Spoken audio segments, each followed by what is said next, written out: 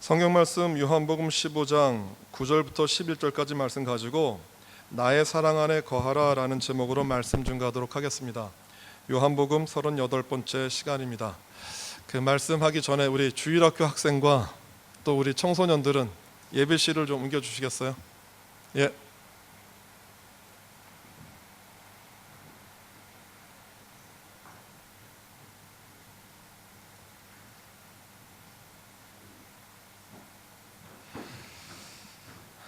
말씀 전거하도록 하겠습니다.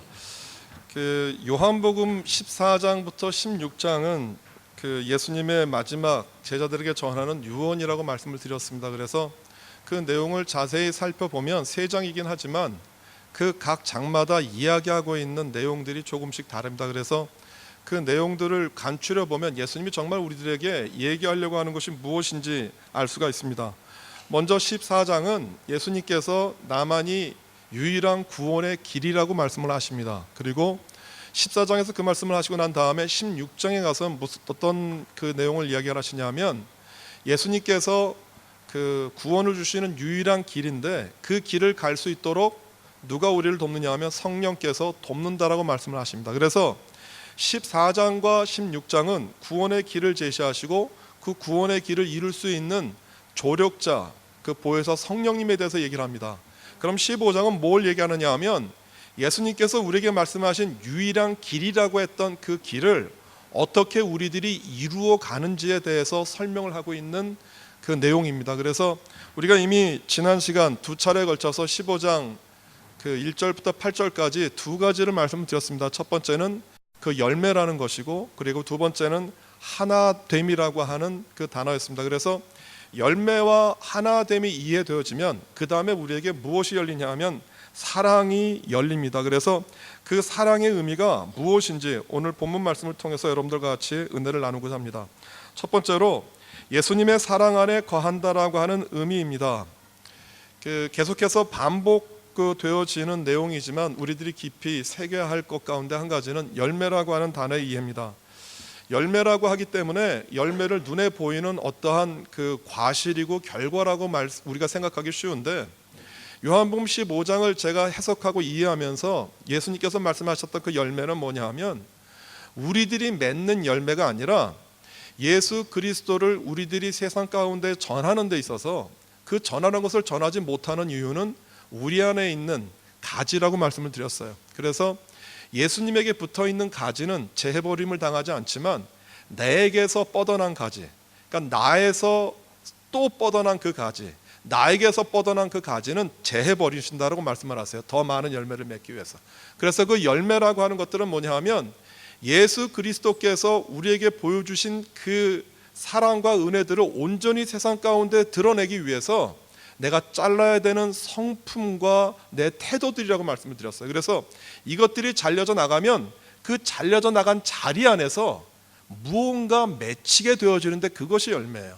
그리고 그 열매가 맺혀지고 난 다음에 우리 안에 어떠한 것들이 되어져야 되냐 하면 이제 그 가지에서 그 열매를 맺기 위해서 우리가 한 가지 해야 되는 조건이 있다고 말씀드렸어요. 지난 시간에. 그것은 뭐냐 하면 너희가 내 안에, 내 말이 너희 안에 거한다라고 하는 거예요. 그러니까 예수님과 우리가 하나가 되어지는 것이에요. 예수님께서 그 성경 말씀을 통해서 굉장히 여러 번 자주 얘기하신 것 가운데 한 가지는 아버지와 내가 하나다라고 하는 것이거든요. 아버지와 내가 하나다. 아버지 안에 내가 있고 내 안에 아버지가 있다. 너희들이 나를 이처럼 오래 보았는데 왜 또 나에게 아버지를 보여달라고 하느냐. 제자들한테 그렇게 얘기하지 않으셨어요? 여러분, 그 말이 무엇이겠어요? 아버지와 내가 하나다.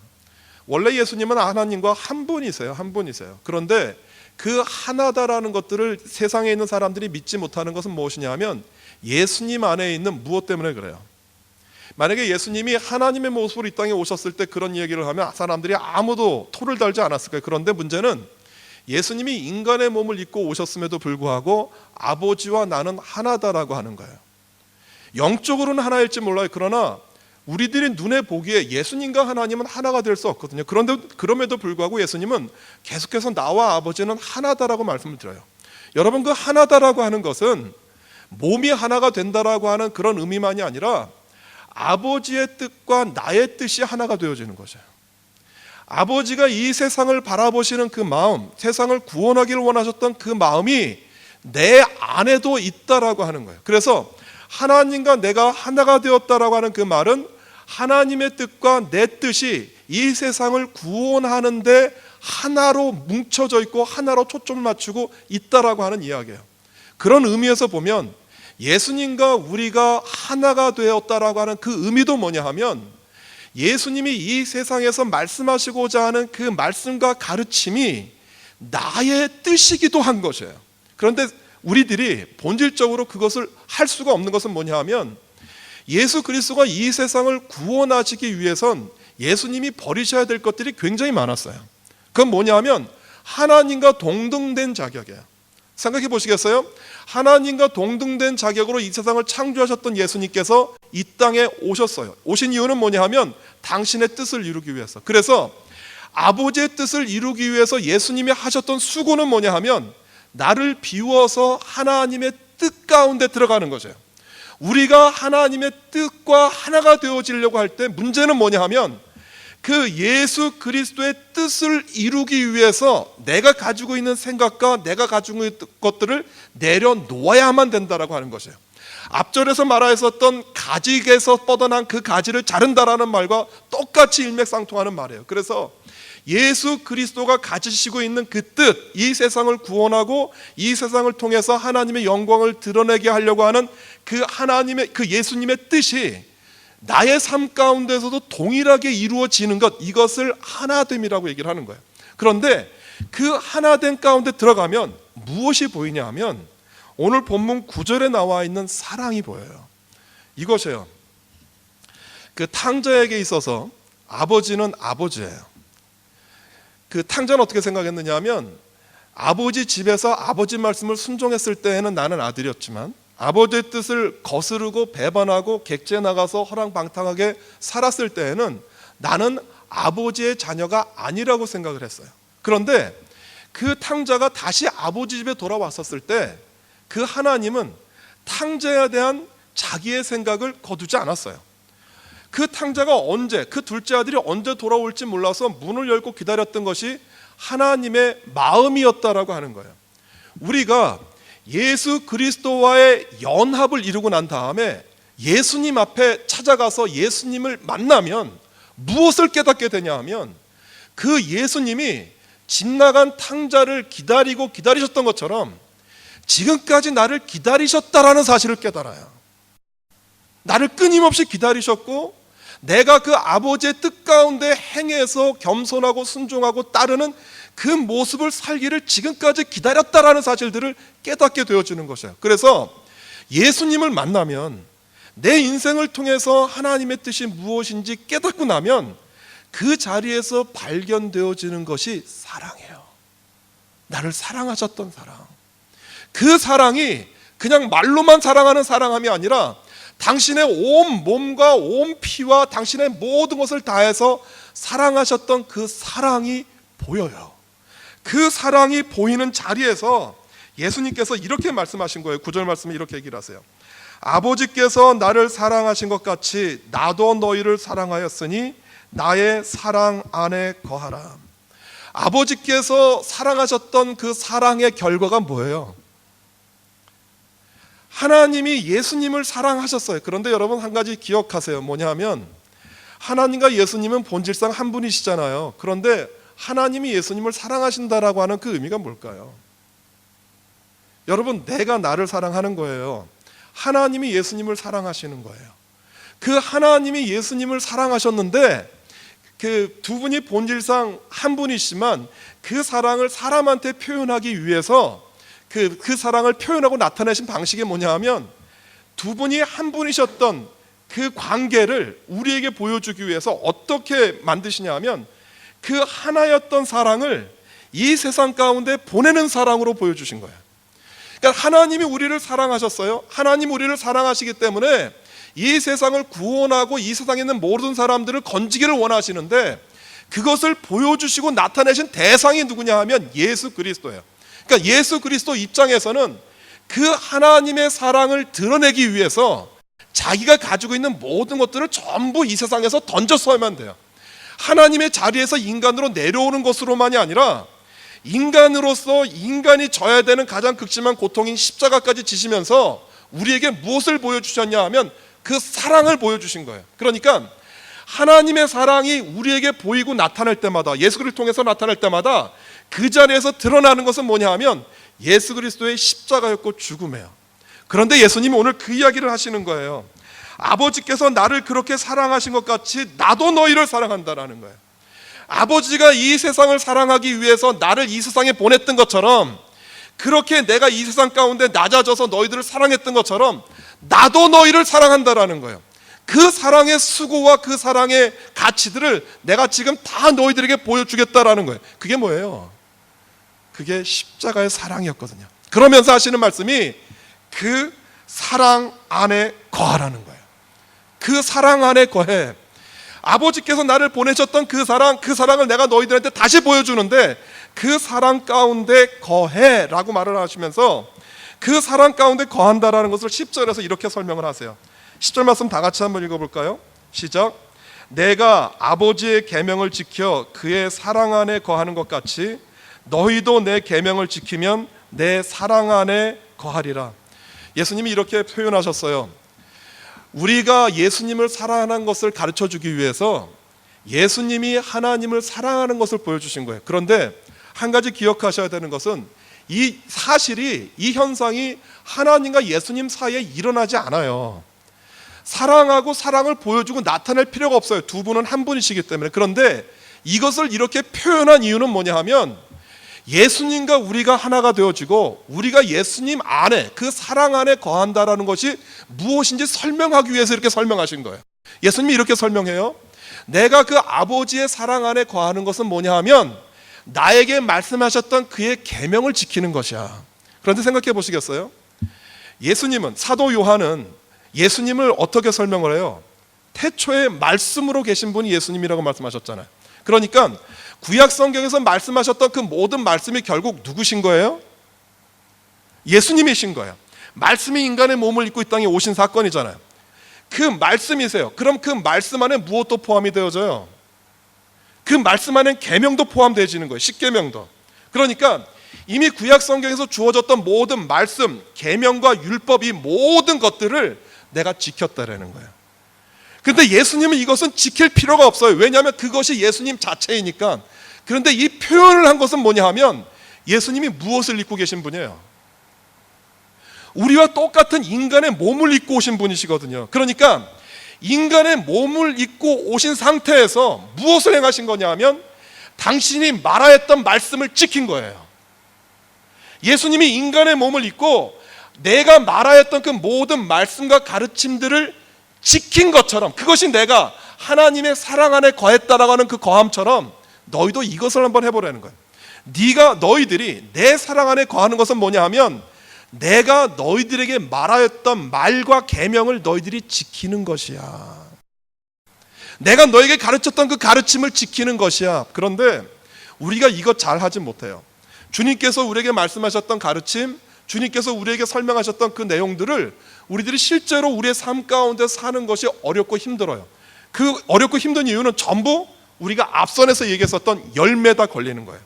내 안에서 뻗어난 가지, 내 안에 있는 성품, 내 안에 있는 아픔, 그 아픔들이 하나님의 말씀을 온전히 거할 수 없도록 만들어요. 그런데 그 과정을 통과해서 이제 주님의 말씀 안에 내가 거하려고 할 때 반드시 내 안에서 부딪혀지는 과정이 하나 일어나요. 그게 뭐냐 하면, 보세요. 주의 말씀을 지키기 위해서 내 안에서 일어나는 갈등, 그거는 내가 지금까지 살아왔던 길이거든요. 내가 생각하는 기준과 내가 생각하는 가치로 사람들을 사랑하고 용서해요. 다 내가 이해하고 있는 판단 안에서, 내가 이해하는 내 가치 안에서 사람들을 사랑하고 용납할 수 있는 범위는 다 정해져 있어요. 그런데 주님이 내가 가지고 있었던 내 기본적인 가치관과 개념들을 전부 허물면서 내 말씀 가운데 거하라는 거예요. 너희들이 생각하는 기준의 사랑이 아니라 내가 너희들에게 요구했던 사랑이라고 하는 거예요. 어떤 과정이 우리 안에 벌어지냐 하면 나를 부인하는 과정이 벌어져요. 지금까지 내가 가지고 있었던 내 사고와 생각이 부인되어지고 예수 그리스도의 말씀과 가치관을 내 우선순위에 올려놓는 그 일이 우리 안에 벌어져요. 그런데 이것이 말이니까 쉬워요. 예수님의 말씀을 내가 살아가는 삶 가운데 제 우선순위로, 제 1순위로 얹어야지, 둬야지. 많이 들었잖아요. 나를 부인한다. 자기 부인이라는 말을 안 들어보신 분이 여기 어디 계세요? 신앙생활 하시면서. 내가 이미 들었어요. 알아요. 그런데 그 자기 부인 안 돼요. 안 되어지는 이유는 뭐냐 하면 하나님 앞에서 내가 누구인지 아셔야 돼요. 하나님 앞에서 내가 어떤 사람인지. 주님께서 팔복을 이야기하시면서 첫 번째 복에서 그런 말씀을 하세요. 심령이 가난한 자는 복이 있나니 천국이 저희 것입니다라고 말을 해요. 저희가 팔복 설교를 하면서 그런 말씀 드렸죠. 여기에서 가난하다라고 하는 그 말은 푸토코스예요. 그런데 이 푸토코스라고 하는 단어는 돈이 그냥 없는 게 아니고요, 정말 없는 거예요. 상대적인 가난이 아니에요. 쟤는 어떤 자동차를 타는데 나는 그것보다 좋지 못한 자동차를 타고 다녀라고 하는 상대적인 가난함이 아니고요, 정말 나는 차가 없는 거예요. 차가 없어서 슈퍼를 가는 것도 어디를 가는 것도 갈 수 없는 것.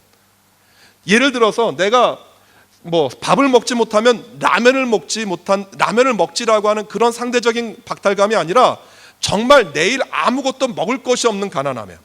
누구와 비교되어지는 가난함이 아니라 완전히 절대적인 가난함이에요. 그 절대적인 가난함이 육신으로 가난한 게 아니라 영적으로 가난한 거예요. 무슨 말이냐면 내가 내 인생 가운데서 내가 아무것도 아니다라고 하는 거예요. 아무것도 아니다. 여러분, 그것을 우리들이 언제 깨닫습니까? 죄송하지만 내가 이 세상을 살면서 내가 아무것도 아니다라고 느껴지는 순간들은 되게 고난의 순간입니다. 되게 고통의 순간이고 시련들이에요. 내가 원했던 것들이 이루어지지 않았던 순간, 내가 바랬던 기대들이 그 기대대로 이루어지지 않았던 순간, 우리가 생각할 땐 육신적으로는 절망하는 시간이에요. 그러나 여러분, 영적으로는, 하나님의 영 안에서는 내가 아무것도 아니기 때문에 하나님만을 의지할 수밖에 없는 상태가 되어지는 거죠. 이게 심령이 가난하다라고 하는 뜻이에요. 여러분, 언제 자기 부인이 우리 인생 가운데서 벌어지는지 아세요? 언제 내가 아무것도 아니다. 그것은 하나님이 그 사람을 창조할 때 무엇으로 지으셨어요?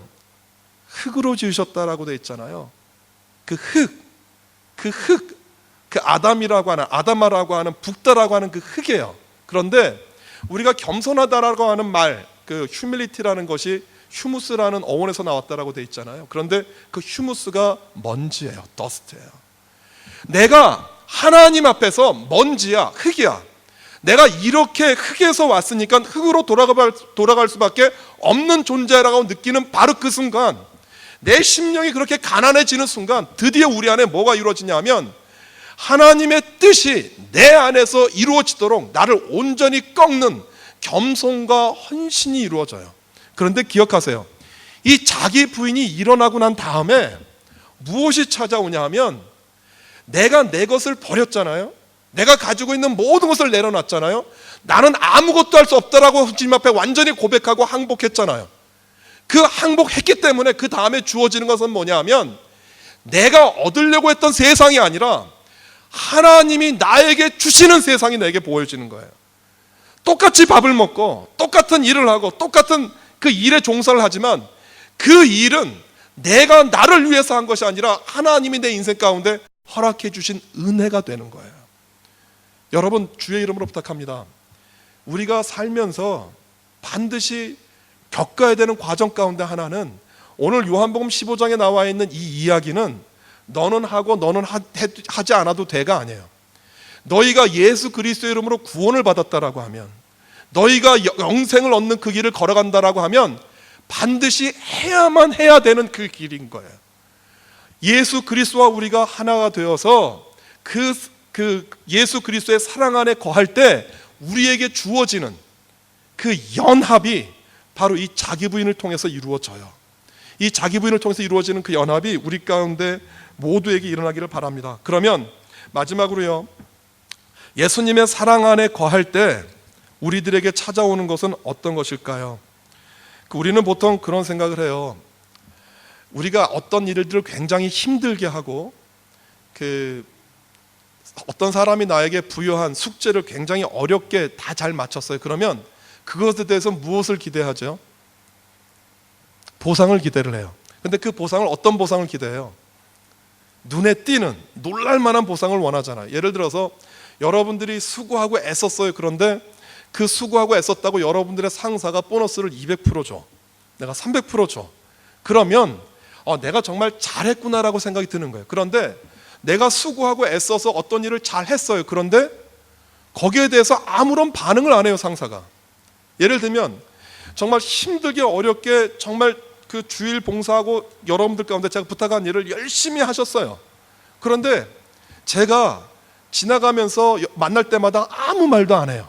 집사님 수고하셨어요, 고생하셨어요, 아무 말도 안 해요. 그러면 어떤 생각이 드시겠어요? 그 하나님을 위해서 하는 일이라고 생각해서 괜찮지만 어떤 마음이 드냐 하면 서운한 생각이 들어요. 그리고 그 다음에 뭘 또 부탁하면 하긴 하겠지만 내 마음 가운데 즐거움이 없어요. 우리는 세상에서 어떤 것에 길들여져 있느냐 하면 내가 이렇게 힘들게 자기 부인을 했어요. 내가 이렇게 힘들게 어려운 과제를 완성을 했어요. 그러면 그 힘들고 어려운 일을 완성했기 때문에 거기에 대한 무엇이 따라올 것을 기대하는 거예요. 눈에 보여지는 보상과 상급이 주어질 것을 기대를 하는 거예요.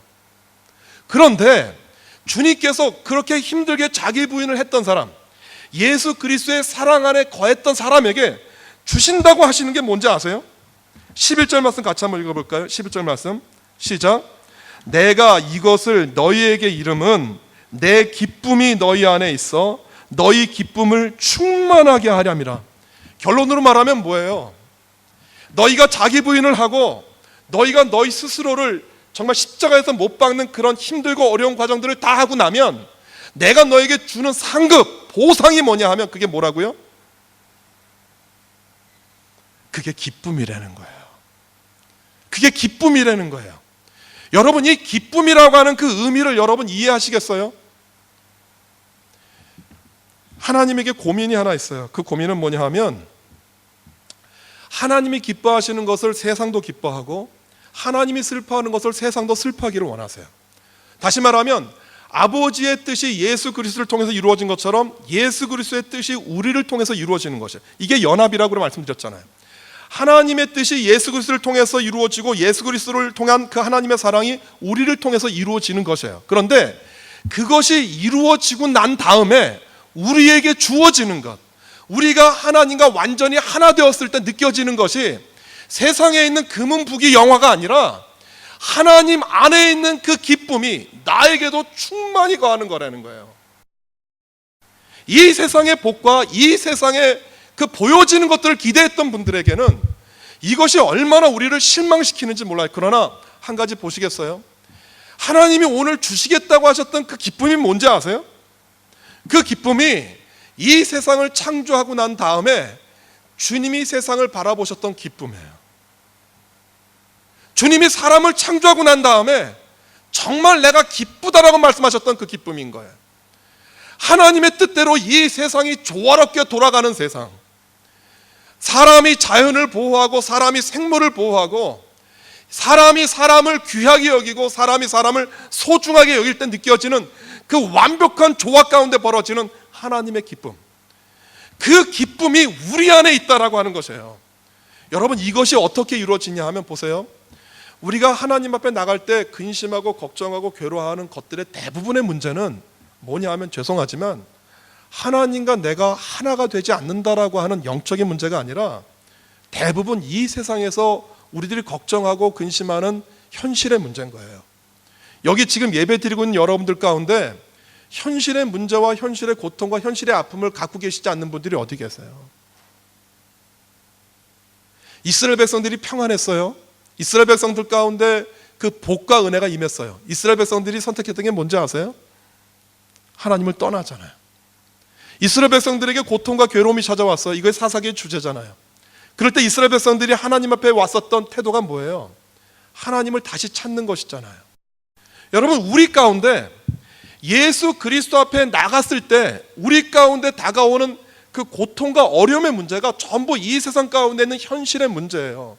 그런데 주님께서 현실의 문제 가운데서 부딪혀서 그 현실의 문제를 통해서 나를 부인하고 나를 깎고 나를 비우는 작업을 한 우리들에게 현실의 문제를 내가 해결해 줄게, 너희들이 갖고 있는 재정의 문제, 건강의 문제, 너희들이 생각하고 고민하는 자녀의 문제, 이 모든 문제를 해결해 줄게라고 말씀하지 않으시고요, 너희들이 그렇게 내 앞에 나올 때, 너희가 나와 하나가 되어지고 사랑 안에서 연합되어질 때 내가 너한테 주는 것이 있어. 그게 뭐냐 하면 기쁨이라는 거예요.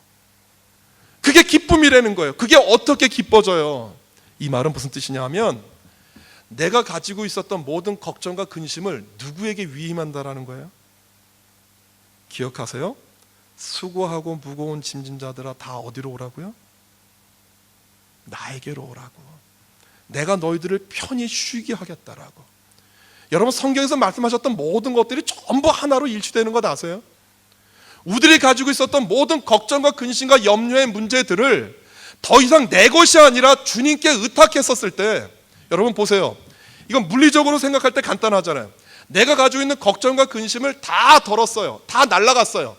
해결이 되었던 해결이 되지 않았던 내 모든 걱정과 근심이 나에게 얽매였었던 모든 어깨에서 다 떠났어요. 그럼 나에게 찾아오는 게 뭐겠어요? 기쁨이에요. 무엇과 똑같으냐 하면, 여러분들 우리 때는 그 중간고사 기말고사 다 보지 않았어요? 그런데 중간고사 보고 기말고사 보기 전에 다들 어떤 마음 가운데 있습니까? 걱정해요. 시험 공부를 해야 되는 거예요. 그런데 시험을 잘 봤든 못 봤든 여하간 그 시험이 끝나고 난 다음에 우리들 마음 가운데 뭐가 있습니까? 시험 끝났어. 그래서 가는 곳이 어디예요? 그래서 갔던 곳이 여러분 어디세요? 극장 갔잖아요. 극장. 학교에서 극장 보내주잖아. 너희들 수고했어라고 하는 것이거든. 이게 왜요? 내가 가지고 있던 모든 걱정과 근심이 내 어깨에서 떠나는 순간에 내 가운데 뭐가 찾아오냐면 평안이 찾아와요.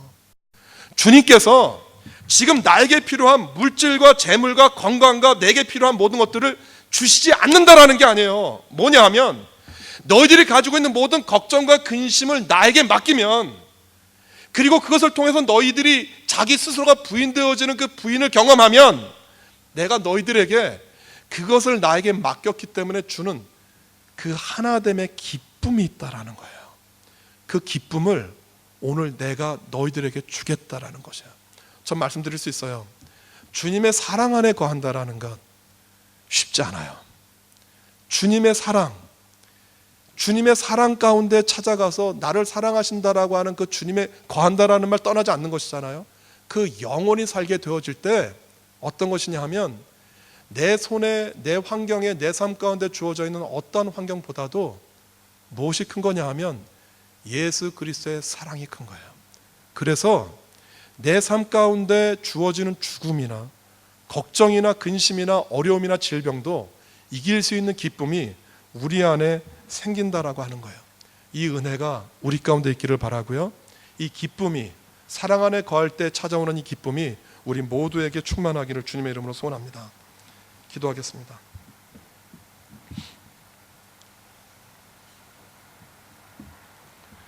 예수님, 주의 사랑 안에 거할 때 주님께서 우리에게 주시겠다고 약속하셨던 것은 기쁨입니다. 이 세상에 줄 수 없는 기쁨, 이 세상이 알지도 못하는 기쁨, 이 세상이 표현할 수도 없는 그 기쁨을 우리에게 주신다고 말씀하십니다. 힘들고 어려워도 나를 부인하는 자기 부인을 끝까지 완성할 수 있는 우리 모두가 될 수 있도록 주님 축복하여 주옵소서. 그래서 오늘 주님께서 이야기하신 이 기쁨이 우리 모두의 기쁨이 되어주기를 소원합니다. 예수님의 이름으로 기도드립니다. 아멘.